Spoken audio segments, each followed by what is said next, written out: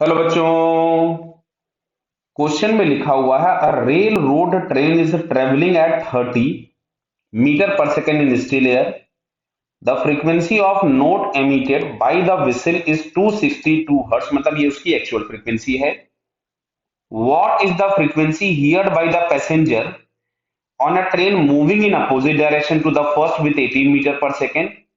अच्छा, दो पार्ट दिए हैं, approaching the first and receding from the first. Clear है? मतलब जैसे मैं यहाँ पे दोनों के सबसे पहले डायग्राम बनाता हूं। क्लियर?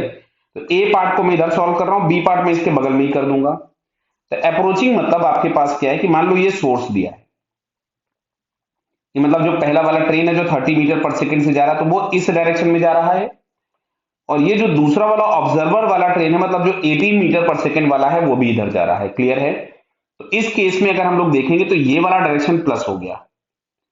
अगर ये वाला डायरेक्शन प्लस हो गया तो वेलोसिटी ऑफ ऑब्जर्वर के नाम पे हमारे पास मिलेगा -18। देखिए जरा आराम से देखिएगा, -18 का है क्योंकि जो वेलोसिटी ऑफ द ऑब्जर्वर है ये वीओ और ये वाला वीएस। तो ऑब्जर्वर इसके अपोजिट है तो लिखोगे -18 मीटर पर सेकेंड, और वेलोसिटी ऑफ सोर्स के नाम पे हम लोग लिखेंगे +30 मीटर पर सेकेंड। क्लियर? अब चलिए मैं यहीं पे बगल में बी पार्ट भी बनाता हूं।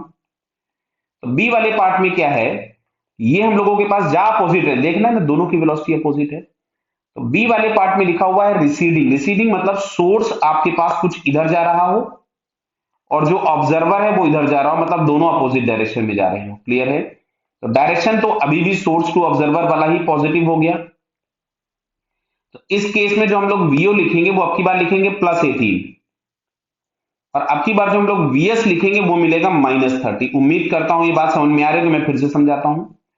ये जो वेलोसिटी ऑफ द ऑब्जर्वर है वो इसी डायरेक्शन में इसलिए प्लस लिखा, और सोर्स का जो डायरेक्शन ऑफ वेलोसिटी है वो इसके अपोजिट है इसलिए हम लोगों ने यहां इसको माइनस लिखा। क्लियर? अब चलिए हम लोग कैलकुलेशन करते हैं बेसिक। तो बेसिक जो फॉर्मूला हम लोगों के पास था वो आता था F apparent is equal to F actual V minus VO upon V minus VS, और यहां पे हम लोग वी ओ और वी एस को साइन के साथ पुट करते हैं। क्लियर? तो चलिए पहला वाला, तो यहां पे हम लोगों के पास एफ एक्चुअल दिया था 262, वेलोसिटी ऑफ द साउंड दिया है 340, और ये माइनस ऑफ माइनस हो जाएगा +18 अपॉन 340। माइनस ही हम लोगों को पुट करना होगा क्योंकि यहां पे हम पॉजिटिव साइन के साथ ही पुट करने वाले थे इसको। तो ये हम लोगों के पास हो गया 260 इंटू 358 अपॉन 310।